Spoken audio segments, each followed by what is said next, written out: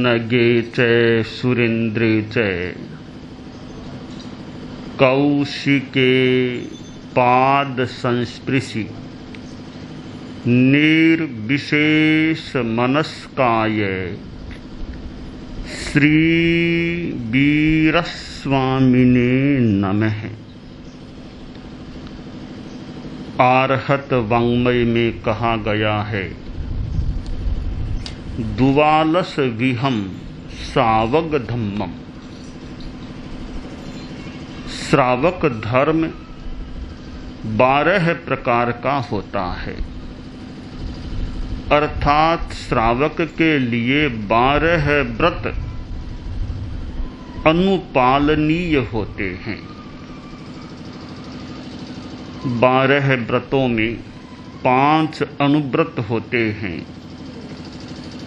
उनमें पहला अनुव्रत है स्थूल प्राणातिपात विरमण व्रत। गृहस्थ होता है श्रावक, इसलिए पूर्णतया हिंसा से विरत होना उसके लिए मुश्किल होता है। साधु के लिए भी द्रव्य हिंसा से पूर्णतया विरत होना मुश्किल होता है, फिर भी साधु महाव्रतधारी होता है। गृहस्थ के लिए तो मानो पग पग पर हिंसा हो सकती है। भोजन पकाने में हिंसा, चलने में भी उसके हिंसा हो सकती है, बोलने में भी हिंसा हो सकती है। गृहस्थ का जीवन यों तो मानो हिंसा बहुल होता है। श्रावक हिंसा का अल्पीकरण करे। अल्पीकरण कैसे करे? 2 प्रकार के प्राणी होते हैं, स्थावर प्राणी और त्रस प्राणी। स्थावर प्राणियों की हिंसा से बचना ज्यादा मुश्किल है। त्रस प्राणियों की हिंसा से बचना थोड़ा सुगम है। तो पहले व्रत में श्रावक यह प्रत्याख्यान करे, मैं जानबूझकर निरपराध त्रस प्राणी की हिंसा नहीं करूंगा। सलक्ष्य जो निरपराध है उसको नहीं मारूंगा। इतना सा व्रत किया, हिंसा का अल्पीकरण हो गया। हिंसा के 4 प्रकार हैं। आरंभ संबंधी हिंसा, उद्योग संबंधी हिंसा, विरोध संबंधी हिंसा और संकल्प संबंधी हिंसा। आरंभ संबंधी हिंसा जैसे रसोई बनाई जाती है, भोजन पकाया जाता है, उसमें भी हिंसा हो जाती है, तो वह जीवन के लिए आवश्यक है और उसे आरंभ संबंधी हिंसा या आरंभजा हिंसा, आरंभी हिंसा कहा गया है। उद्योगी हिंसा, उद्योग संबंधी, खेती बाड़ी में जीव मर जाते हैं, कल कारखाने, फैक्ट्री, व्यापार, इसमें भी जीव हिंसा हो जाती है। अब यह भी आवश्यक है, यह उद्योग संबंधी हिंसा होती है। तीसरी हिंसा विरोध संबंधी, कोई आक्रमण कर दे, शत्रु सेना देश पर आक्रमण कर दे, कोई गुंडे बदमाश बहन बेटियों पर गलत प्रयोग करना शुरू कर दे, तो वहां उनका विरोध करना होता है। उस विरोध में भी हिंसा हो सकती है। वह विरोधजा या विरोध संबंधी हिंसा है। चौथी हिंसा है संकल्प संबंधी। बस आवेश आ गया, लोभ का भाव आ गया और किसी को मार दिया। इन 4 हिंसाओं में चौथी हिंसा का तो परिहार करना ही चाहिए। यह कोई आवश्यक हिंसा नहीं, निरपराध की हिंसा होती है। इस हिंसा से तो श्रावक को बचना ही चाहिए। स्थावर जीवों की भी हिंसा होती है, उसका भी परिसीमन करना चाहिए कि मैं इस प्रकार स्थावर जीवों की हिंसा, अपकाय, पृथ्वीकाय, अग्निकाय आदि आदि की इस सीमा से ज्यादा हिंसा नहीं करूं। तो मोटा मोटी रूप में, स्थूल रूप में हिंसा से विरत होना, यह प्रथम व्रत श्रावक को इंगित करता है। आत्महत्या नहीं करूंगा, यह संकल्प श्रावक स्वीकार करे। कुछ भी हो जाए, आत्महत्या नहीं करूंगा आवेशवश। भ्रूण हत्या जैसा काम नहीं करूंगा, विशेष परिस्थिति के बिना भ्रूण हत्या जैसा घिनौना कृत्य नहीं करूंगा, और निरपराध आदमी को नहीं मारूंगा। तो यह स्थूल प्राणातिपात विरमण व्रत होता है। 12 व्रतों में दूसरा व्रत है स्थूल मृषावाद विरमण, झूठ बोलने से बचने का प्रयास। हालांकि साधु की तरह पूर्णतया झूठ से बचने का संकल्प गृहस्थ के लिए कठिन है। यदा कदा गृहस्थ झूठ बोल देता है, पर सीमा तो करे। इतनी बड़ी झूठ तो न बोले किसी बेचारे का बड़ा अहित हो जाए। झूठ बोलने के पीछे 4 कारण आगमकार ने बताए हैं। से कोहावा, लोहावा, भयावा, हासावा। क्रोधवश, आक्रोशवश आदमी झूठ बोल देता है, लोभवश आदमी झूठ बोल देता है, भयवश झूठ बोल देता है, और हंसी मजाक में झूठ बोल देता है। लक्ष्य बन जाए और संकल्प हो तो मृषावाद से काफी बचा जा सकता है। मृषावाद से बचने के लिए आदमी को अल्पभाषी बनना चाहिए। अल्पभाषी के लिए मृषावाद से बचना कुछ आसान हो जाता है। बाचाल आदमी होता है, बहुत बोलता है, उसके मुख से कभी कभी असत्य बात भी निकल सकती है जाने अनजाने में। इसलिए बाचालता तो सत्य का शत्रु है। सत्य का शत्रु एक मौखर्य होता है,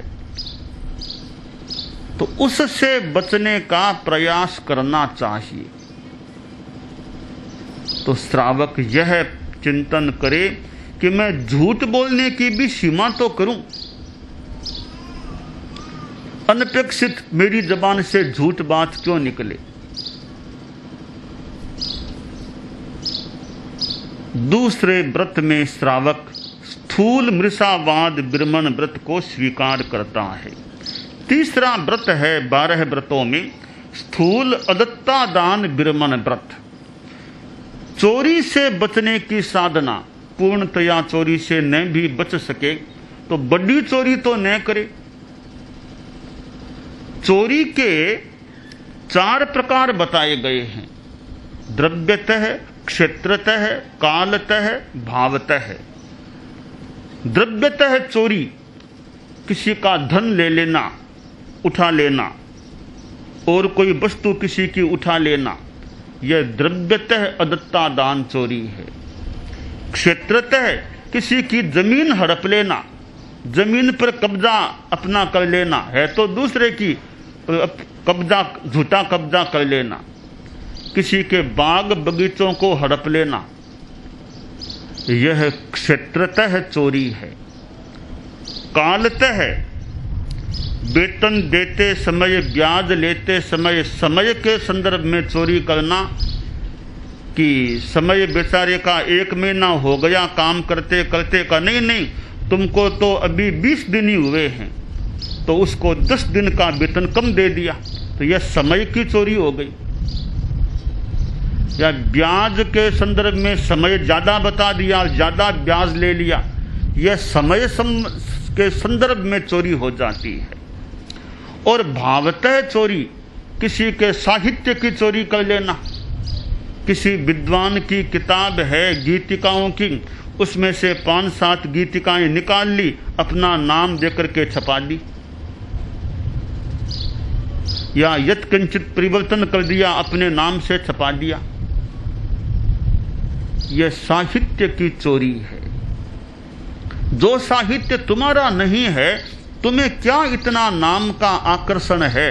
अपने नाम के लिए यह साहित्य की चोरी करना भी चोरी है। इसे भावतः चोरी कहा गया है। तो तीसरे व्रत में अदत्ता दान, अदत्त का मतलब नहीं दिया गया, आदान मतलब लेना, जो चीज नहीं दी गई है उसको ले लेना, यह अदत्ता दान यानी चोरी हो जाती है। तो तीसरे व्रत में श्रावक पूर्णतया चोरी का त्याग न कर सके, स्थूल रूप में बड़ी चोरी का तो प्रत्याख्यान करे ही करे। 12 व्रतों में चौथा व्रत है परदार विरमण व्रत या स्वेदार संतोष। ब्रह्मचर्य की साधना, अब्रह्मचर्य का प्रत्याख्यान संभव हो सके, संकल्प हो तो पूर्णतया अब्रह्मचर्य का प्रत्याख्यान कर दे। पूर्णतया कठिन है, स्वेदार संतोष करे। अपनी पत्नी के सिवाय तमाम स्त्रियों किसी के साथ अब्रह्म सेवन का प्रत्याख्यान करे। अब्रह्मचर्य 3 प्रकार का बताया गया है, से दिव्यंगवा, मानुषंगवा, त्रिखजोनियंगवा। दिव्य शक्ति देवता के साथ अब्रह्म सेवन, मनुष्य के साथ अब्रह्म सेवन और पशु के साथ अब्रह्म सेवन। तो श्रावक अब्रह्म सेवन की सीमा करे और स्वदार के सिवाय, स्वपति के सिवाय अब्रह्म का परित्याग करे और आगे चले स्वदार में भी सीमा करे। जैसे कि दिवस दिन के समय अब्रह्म सेवन नहीं करूंगा, रात्रि में भी समय की सीमा, यो जितना हो सके श्रावक ब्रह्मचर्य की साधना का संकल्प करे, अब्रह्म का प्रत्याख्यान करे। इससे श्रावक का चौथा व्रत अनुपालित हो जाता है। 12 व्रतों में 5वां व्रत है स्थूल परिग्रह विरमण व्रत यानी इच्छा परिमाण। इच्छाओं का सीमाकरण करना, परिग्रह की सीमा करना। साधु जैसे अपरिग्रही होता है वैसे तो गृहस्थ के लिए कठिन है, तो परिग्रह की सीमा करे। सोना चांदी मेरे पास कितना रहेगा इसकी सीमा करे। मकान, खुली जमीन मेरे अधिकार में कितनी रखनी, एक सीमा के बाद उसका भी परित्याग करे। गाय, भैंस, घोड़ा आदि कितनी संख्या में मेरे पास रहेंगे, उससे ज्यादा न रखने का संकल्प करे, रखने का परित्याग करे। यों परिग्रह का सीमाकरण 5वें व्रत में किया जाता है। मुच्छा परिग्रहो वुत्तो, मूल तो मूर्छा परिग्रह है। पदार्थ होने से फिर मूर्छा का संबंध भी जुड़ सकता है। आपके स्वामित्व में जो चीज है तो आपका अधिकार हो गया, तो वो एक तरह से आपका परिग्रह हो गया। तो परिग्रह का अल्पीकरण करने का संकल्प करना, परिग्रह का एक सीमा के साथ प्रत्याख्यान करना, यह 5वां व्रत हो जाता है श्रावक का। 6ठा व्रत है दिशा परिमाण व्रत, दिग्वृत्ति, यातायात की सीमा करना। मैं इतने से ज्यादा यातायात नहीं करूंगा। उदाहरण के लिए ऊपर 1 कोस से 2 कोस से ज्यादा ऊपर की यात्रा नहीं करूंगा। 1000 किलोमीटर, 2000 किलोमीटर, 3000 किलोमीटर से ज्यादा की यात्रा नहीं करूंगा। यूं यातायात की सीमा करना और इस सीमा के बाहर जाकर आश्रव सेवन नहीं करूंगा, हिंसा नहीं करूंगा, झूठ नहीं बोलूंगा, चोरी नहीं करूंगा। यूं इस एरिया के बाहर जाकर आश्रव का सेवन नहीं करूंगा। 5 अनुव्रतों के बाद 3 गुण व्रत शुरू होते हैं। यह छठा व्रत पहला गुण व्रत होता है। अब व्रत को और ज्यादा संकुचित करने का प्रयास इनसे किया जाता है।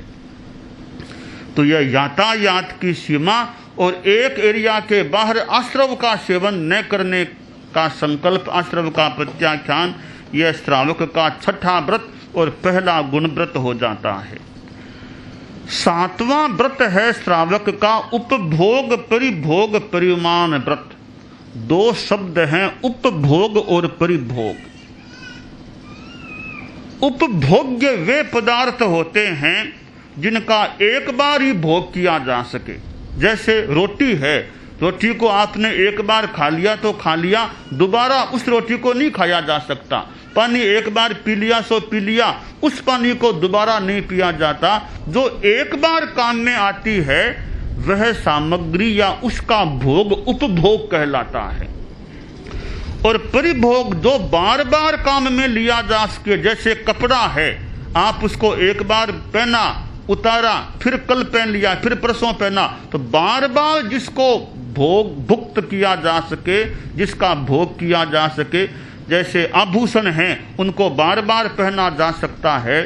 ये बार बार काम आने वाली चीजें परिभोग्य, इनका परिभोग होता है, ये परिभोग्य सामग्रियां होती हैं। तो श्रावक भोगोपभोग, उपभोग परिभोग की सीमा करे, खाने की सीमा करे। इतने द्रव्यों से ज्यादा नहीं खाना, इतने से ज्यादा कपड़े काम नहीं लेना, इतने से ज्यादा आभूषण काम नहीं लूंगा, यूं उपभोग परिभोग की सीमा करे। और 15 कर्मादान। उद्योग व्यवसाय है, ऐसे व्यवसाय न करना जो घृणित हो, बहुत हिंसा वाले हों, ऐसे उद्योग व्यवसाय से बचना, जो 15 कर्मादान के रूप में व्याख्यात हैं। यों भोगोपभोग और व्यवसाय में परिसीमन करना, यह श्रावक का 7वां व्रत हो जाता है और दूसरा गुण व्रत हो जाता है। 8वां व्रत है अनर्थ दंड विरमन व्रत। अनर्थ का मतलब है निष्प्रयोजन। प्रयोजन से काम करना, कोई प्रयोजन हो वह अर्थ, और बिना मतलब का वो अनर्थ होता है, निष्प्रयोजन होता है। और दंड यानी हिंसा, व्यर्थ की हिंसा, व्यर्थ का पाप का काम। अनर्थ दंड के 4 प्रकार बताए गए हैं। अपध्यान चरित, दुर्ध्यान, आर्तध्यान, रौद्र ध्यान, ये ध्यान करके इनसे फिर हिंसा में प्रवृत्त हो जाना, ये अपध्यान चरित है। इससे आर्त रौद्र ध्यान से बचना चाहिए श्रावक को। और प्रमाद, प्रमाद अजागरूकता से कुछ हिंसा हो जाए, जैसे आपने घी का बर्तन खुला छोड़ दिया, अब कोई मक्खी आकर के गिर गई, अगर जागरूकता होती, ढक्कन लगा दिया जाता तो मक्खी आदि कोई जीव नहीं गिरते। तो अजागरूकता से तेल का बर्तन चरित, दुर्ध्यान, आर्त ध्यान, रौद्र ध्यान, ये ध्यान करके इनसे फिर हिंसा में प्रवृत्त हो जाना, ये अपध्यान चरित है। इससे आर्त रौद्र ध्यान से बचना चाहिए श्रावक को। और प्रमाद, प्रमाद अजागरूकता से कुछ हिंसा हो जाए, जैसे आपने घी का बर्तन खुला छोड़ दिया, अब कोई मक्खी आकर के गिर गई, अगर जागरूकता होती, ढक्कन लगा दिया जाता तो मक्खी आदि कोई जीव नहीं गिरते। तो अजागरूकता से तेल का बर्तन, घी का बर्तन आदि खुले छोड़ दिए जाते हैं, यह प्रमाद होता है। और अश्लील गाने सुनने में रस लेना, अश्लील नाटक, नृत्य आदि आदि देखने में रस लेना, यह भी प्रमाद माना गया है। और इसके सिवाय हिंस्र प्रदान, तीसरा भेद है, घात करने वाले शस्त्रों को देना लेना, यह भी अनर्थ दंड माना गया। और पाप कर्मोपदेश, ऐसी सलाह देना, ऐसा उपदेश देना, गलत शिक्षाएं देना, किसी को जुआ खेलने की प्रेरणा देना, किसी को चोरी करने की प्रेरणा देना, और गलत काम के लिए प्रोत्साहन देना, खूब अच्छा यह काम करो, पाप काम करो, चोरियां करो, शराब पियो, नशा करो, ऐसे गलत कामों की प्रेरणा देना, यह पाप कर्मोपदेश है। तो ऐसे व्यर्थ अनावश्यक जो प्रवृत्तियां हैं, इनका प्रत्याख्यान करना श्रावक का 8वां व्रत है और यह तीसरा गुणव्रत हो जाता है। अब 4 शिक्षा व्रत, यों 5 अनुव्रत और 7 शिक्षा व्रत, यह विभाग भी मिलता है और 7 शिक्षा व्रत के 2 भाग कर दिए गए, तो फिर 3 गुणव्रत और 4 शिक्षा व्रत, यह विभाग भी मिलता है। तो 9वां व्रत है सामायिक का। एक मुहूर्त के लिए सावध्य योग का प्रत्याख्यान करना। सामायिक 6 कोटि भी होती है, सामायिक 8 कोटि भी होती है और सामायिक 9 कोटि भी होती है। 2 करण 3 योग से सावध्य योग का त्याग करना। सावध्य प्रवृत्ति मन से नहीं करना, वचन से नहीं करना, काय से नहीं करना, मन से नहीं कराना, वचन से नहीं कराना, काय से नहीं कराना, यह 6 कोटि का त्याग यूं हो जाता है सावध्य योग का। तो सामायिक सामान्यतया 6 कोटि की होती है, परंतु अनुमोदन नहीं करना वचन से और काया से, यह भी त्याग कर दे तो 8 कोटि की सामायिक हो जाती है। मुझे स्मरण हो रहा है परम पूज्य गुरुदेव तुलसी 8 कोटि के सामायिक का प्रयोग कराते थे। तो यह एक मुहूर्त तक की साधना, सामायिक की साधना, और सामायिक में तो श्रावक कुछ अंशों में साधु जैसा बन जाता है। सामा इयम्य कए समनो इव साव ओ हवई जम्हा एनम कारणेनम बहुसो सामा इयम कुज्जा। सामायिक कर लेने पर श्रावक भी कुछ अंशों में श्रमण भूत साधु जैसा बन जाता है, इसलिए खूब सामायिक करनी चाहिए। 12 व्रतधारी श्रावक को विशेष परिस्थिति के सिवाय रोज एक सामायिक का क्रम रखना चाहिए। सामायिक है तो सामायिक में अखबार पढ़ना, बस अखबार पढ़ने का और समय नहीं तो सामायिक ले लो और अखबार पढ़ लो, बिजनेस की सारी बातें उसमें पढ़ लो, शेयर की सारी बातें पढ़ लो, ऐसा सामायिक में नहीं करना चाहिए। सामायिक में पढ़ें तो कोई आगम पढ़ें, अच्छे तत्व विद्या के ग्रंथ पढ़ें और कोई आध्यात्मिक ग्रंथ पढ़ें। ये सांसारिक बातें सामायिक में नहीं पढ़ने चाहिए। तो 9वां व्रत श्रावक का सामायिक का होता है, बहुत अच्छा साधना का प्रयोग है। 8 व्रत होते हैं, वे तो यावत जीवन के लिए होते हैं श्रावक के। ये 9वां व्रत है वो यावत जीवन के इस रूप में नहीं होता, इसका कालमान 1 मुहूर्त होता है। श्रावक का 10वां व्रत और यों 4 शिक्षा व्रतों में दूसरा शिक्षा व्रत है देशावकाशिक।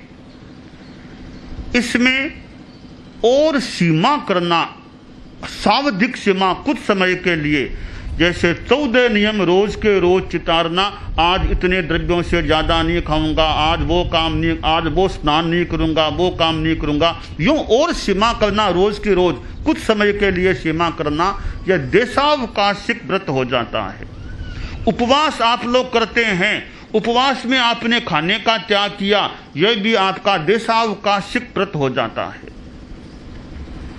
और आपने थोड़ी देर के लिए संवर ले लिया, सावध्य योग का त्याग कर दिया, यह भी देशावकाशिक व्रत है।